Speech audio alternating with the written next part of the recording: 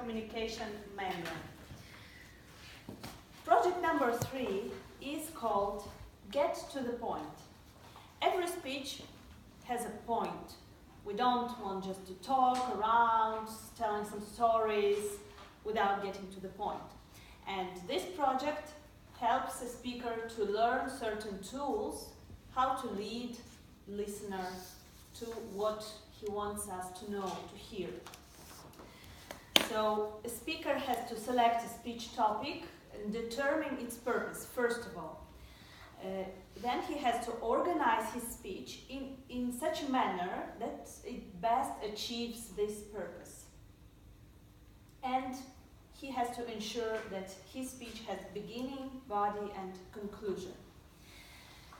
The speaker who is about to come to the stage is nothing connected with procrastination, because he is a very determined person and he certainly has a goal and he knows how to achieve it.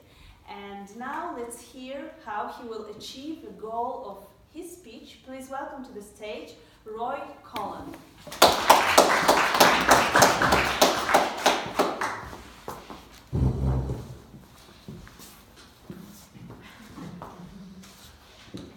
How many fights have you been in?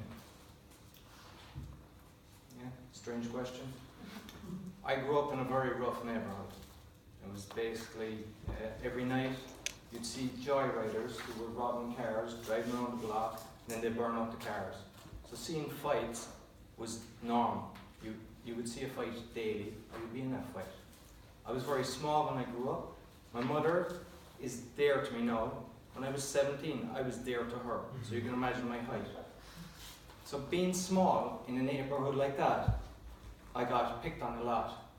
So there was different occasions. For example, one time 4 people attacked me. They pinned me to the wall and punched me, and I managed to break free and run away. There was a guy that was basically what I would consider one of the roughest people around. He, outside my house, I just walking on, he shouldered me, so we started to fight, and he kicked the crap out of me. And not only that, like, I'm not sure what age it was, like 12 or 13. Fell on the ground, and he was kicking me into the back and everything, which at that age is kind of unusual. So my brother came out to scare him off.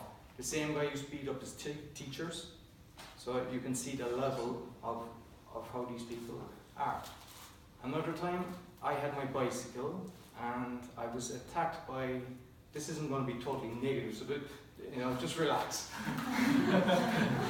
Just showing you how it developed into where I am. I had my bicycle, and I was attacked. There was 3 guys that were about my age, but obviously taller because I was small for my height, and they had all their brothers, and they tried to rob my bike. So what I did is I knocked out the biggest fella, because at that time I started doing boxing, because you learned you had to fight or you were going to get beat up all your life. So then I started doing newspapers for just earning money, and I used to get picked on sometimes for doing that. And one time, these guys, I was about 16 at the time, they took the newspapers and they set them on fire. And I don't know, did they hit me or what, but you can imagine the embarrassment of that. So this guy came to my rescue, and a young man, and he basically said, look, we've got Kung Fu classes, you should come and check it out. So I did. I went to this Kung Fu, and I just fell in love with it. And I basically, it's not like normal martial arts. I mean, has anybody ever done martial arts here? Yeah? So you're kind of familiar. A lot of karate, taekwondo, they do, it's kind of up and down, kicking, punching, this was more street fighting. So what would happen is, like just for training, we'd have to do knuckle push-ups. You jump on the floor on your knuckles, and you do 50 knuckle push-ups. You do a cartwheel, so basically you'd have my legs, I'd be on my knuckles and walk up and down the hall, which would be the size of a basketball court. Yeah, we used to have weapons, so we'd do stances at the end of the class. So you'd be like that, and they'd have nunchucks. So I brought pictures of these different things, so because I know some of you wouldn't be familiar with nunchucks or changs. Hopefully you can see these. So basically I trained how to use these, But what they would do is when you're in this stance, they'd start lashing with them. I also trained with sword. But what they would have is we'd have wooden swords. So you'd actually, you'd practice someone attacking you. But we also had real swords that we were spinning around and staff. If we were doing our exercises at the end, we'd have to lift our legs 6 inches off the ground, and they'd hit us with these metal nunchucks or with a stack, or else they'd jump from stomach to stomach. So you can imagine, how strong your stomach muscle is. It's probably not the brightest thing to do, but that's what they were doing to us. Dead stairs, are you familiar with them? Sure, thanks. Striking, exactly. So we were shown how to do them, and I bought them at one stage, and I don't know if it'd be better if I just show you here to kind of explain how to get the marker on. So basically my back door would come out this way, and there's a shed just in front of me, so I would practice on the shed throwing these dead stairs, and it was grand. And my brother came up one day and said, give me a go. So I was kind of joking, and I went to the side of the house saying, I don't want to get in the way.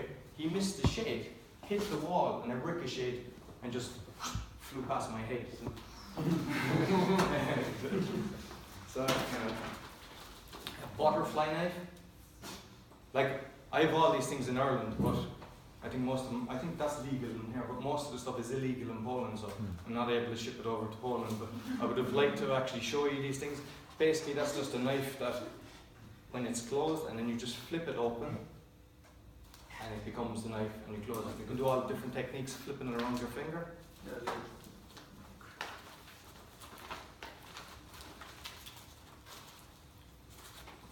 What I want to do is this hasn't been, he doesn't know what's going on, I just thought would be a demonstrator, because I'm not sure how many of you have been in a fight, but you just don't know what's around the corner. So I just want to give you a few examples of how to protect yourself and what some things might happen. Can you help me? Now you can finally hurt me. So sometimes if you're on the street or someone's going to get you, there could be a few people. So if they're going to get you in a headlock, you're all familiar with that? Because what can happen is a fella will catch you in a headlock and he'll punch you, or his friend is running at you to kick you. Yeah? So, I will show you a few ways of getting out of this. Okay? One. My favourite. Second is you gunge his leg, so you just pinch his leg. There's no way he would. The third one is you put your hand around here and just push. He can't keep it. And the best one, the best one is if this is on the street, I catch his leg and I throw myself back. I have a lovely cushion, but he doesn't. His head goes splatting off the wall. If you can show me the flags, because I just want to be conscious of the time. Yeah, we're running out. Okay. Like say grab. Somebody can grab you. See, that he grabbed me exactly like most people do. He just hold me like that. That doesn't hurt me.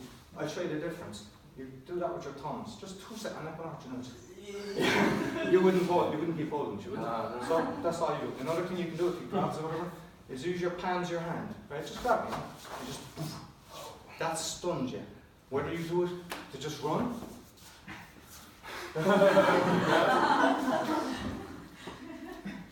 If you're going to knee me into the head, right? You block the hand and you can just twist like that. You can break his leg, right? By blocking like that. Anything else that you'd like to? Just be fast. Watch it. Like try to keep back. Headbutt. You try to expect it to come. I've been blocked. I know what it's like. It's horrible, but expect it. You can put your head down as well.